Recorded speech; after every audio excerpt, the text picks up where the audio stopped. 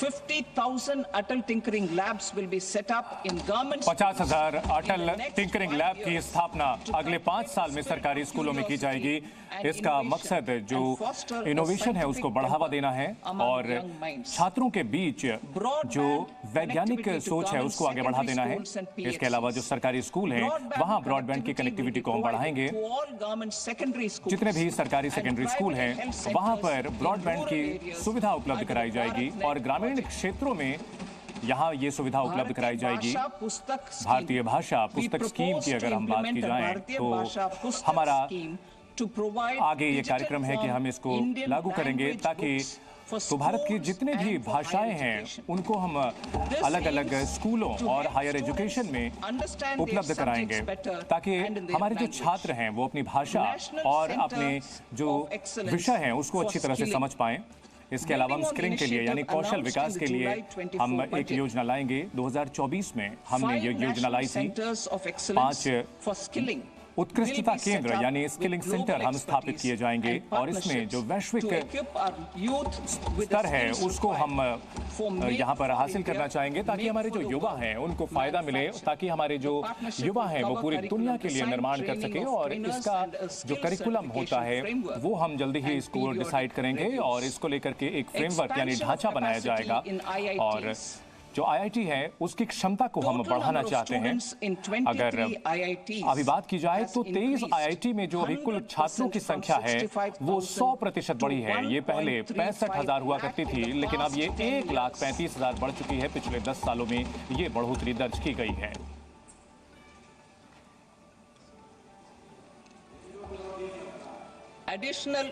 इसके अलावा जो अतिरिक्त इंफ्रास्ट्रक्चर यानी ढांचा है वो बनाया जाएगा इन 5 आईआईटीज में। 2014 के बाद जो आईआईटी शुरू किए गए हैं वहां पर छात्रों के लिए जो हजारों छात्र हैं उनके लिए सुविधा बढ़ेगी। यहाँ हॉस्टल और दूसरी जो सुविधाएं वो बेहतर की जाएगी और आईआईटी पटना का विस्तार किया जाएगा।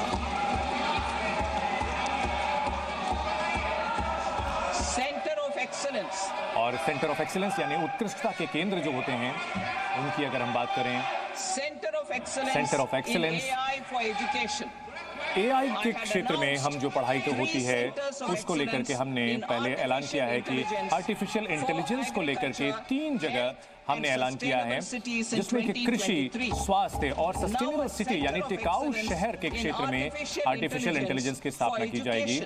और हम अब शिक्षा के लिए जो इस इंस्टीट्यूशन है उसकी स्थापना 5,500 करोड़ की लागत से की जाएगी। जो मेडिकल की पढ़ाई है उसका विस्तार किया जाएगा। हमने 1.1 लाख को अंडर ग्रेजुएट और जो पोस्ट ग्रेजुएट सीट्स है उसका हमने विस्तार किया है। लगभग 130% की यह बढ़ोतरी है और हम 10,000 और भी सीट बढ़ाएंगे मेडिकल कॉलेजेस में। इसके अलावा मेडिकल कॉलेज और अस्पतालों में हम चाहते हैं कि जो शहरी रोजगार योजना है उसको मजबूत करें। हमारी सरकार की हम लगातार जोर रहा है कि हम जो है जो शहरी गरीब हैं उनको हम मदद करें। हम चाहते हैं कि उनको हम आगे बढ़ाएं। हम चाहते हैं कि उनकी आय बढ़े, उनकी जो कमाई है, उनका जो रोजगार है वो टिकाऊ हो। पीएम स्वनिधि स्कीम को हमने लागू किया था और इससे 68 लाख से ज्यादा स्ट्रीट वेंडर्स यानी जो सड़क पर दुकान लगाने वाले लोग हैं उनको फायदा होता है। और इस सफलता को हम आगे बढ़ाते हुए इस स्कीम को और बढ़ाया जाएगा। इसमें हम जो कर्ज की सीमा है उसको बढ़ाएंगे। यूपीआई लिंक्ड क्रेडिट कार्ड जो है उससे हम बढ़ाएंगे जिसमें 30,000 की सीमा होगी। और इसके अलावा हम जो क्षमता बढ़ाने के लिए भी हम मदद करेंगे। सामाजिक सुरक्षा की जो स्कीम्स हैं सभी ऑनलाइन प्लेटफॉर्म वर्कर्स जिसको गिग वर्कर भी कहा जाता है, ऑनलाइन प्लेटफॉर्म वाले वो बहुत ही कारगर काम कर रहे हैं और हमारी अर्थव्यवस्था को बहुत मदद कर रहे हैं। और उनके योगदान को हम स्वीकार करते हुए हम चाहते हैं कि हम उनके जो आइडेंटिटी कार्ड हम उनको देंगे और ई श्रम पोर्टल पर उनको रजिस्टर करेंगे।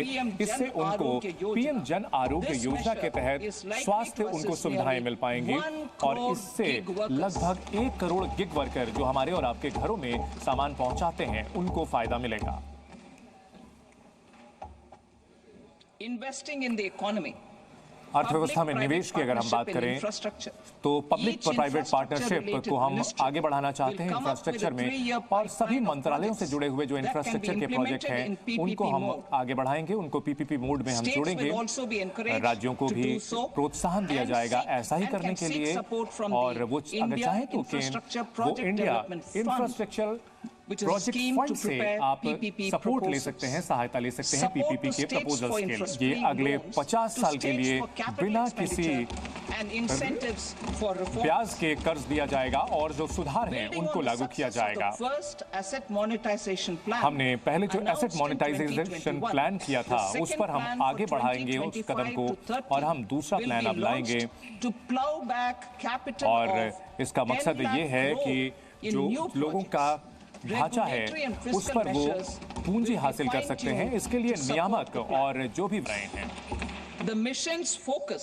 मिशन का जो फोकस है वो अब जो इंफ्रास्ट्रक्चर यानी जो ढांचा है उसको बेहतर करने पर होगा, और जो ग्रामीण इलाकों में पानी की सप्लाई पाइप के जरिए हो सके ये सुनिश्चित करना चाहते हैं। एक एमओयू यानी मेमोरेंडम ऑफ अंडरस्टैंडिंग राज्यों के साथ साइन किया जाएगा, जो केंद्रीकृत राज्य हैं उनके साथ भी किया जाएगा, और हम इसमें नागरिकों को पानी की सप्लाई सही तरीके से करना चाहते हैं। अगर शहरी क्षेत्रों के सुधार की बात की जाए तो 2024 के जुलाई में हमने जो प्रस्ताव दिए थे इसमें म्यूनिसिपल जो सेवाएं हैं और जो शहरी जमीन है उसको भी हम मुनाफा देना चाहते हैं, और शहरी चैलेंज फंड भी स्थापित किया जाएगा। इसमें 1 लाख करोड़ रुपए अर्बन चैनल फंड